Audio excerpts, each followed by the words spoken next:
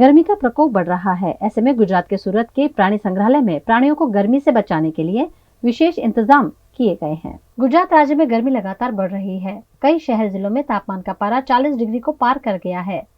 इंसान ही गर्मी से बेहाल है तो पशु पक्षियों का तो कहना ही क्या। ऐसे में सूरत के प्राणी संग्रहालय में पशु पक्षियों को गर्मी से बचाने के लिए विशेष व्यवस्था की गई है।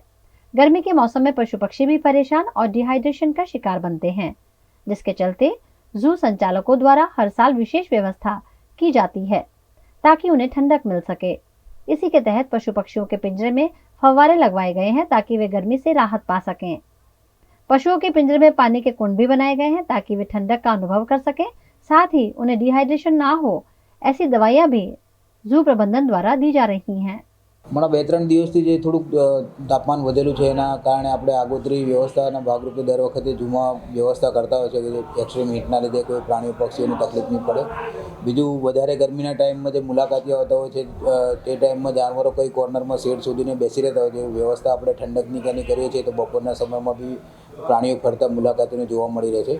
આ માટે મેઇન જે વાઘ, સિંહ, દીપડા અને રીંછના જે પાંદડા છે એમાં પરમેનન્ટ આપણે ફુવારાની વ્યવસ્થા કરેલી છે। જેમાં ખાલી મોટરને ટાંકીનું કનેક્શન સાથે કરી બપોરે 12 થી 5માં ચાલુ કરવામાં આવે છે।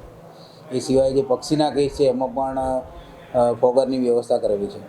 ઉનાળામાં મેઇન જે છે નેચરલી કુદરતી એનું હોય છે કે જે શરીરનું ફેટ ઓછો થાય તો ગરમી ઓછી લાગે, એના કારણે માણસ કે જાનવર તમામમાં ખોરાકનું પ્રમાણ ઘટતું હોય છે, સામે પાણી ડિહાઇડ્રેટ નહીં થાય માટે પાણીનું ઇન્ટેક વધતું હોય છે।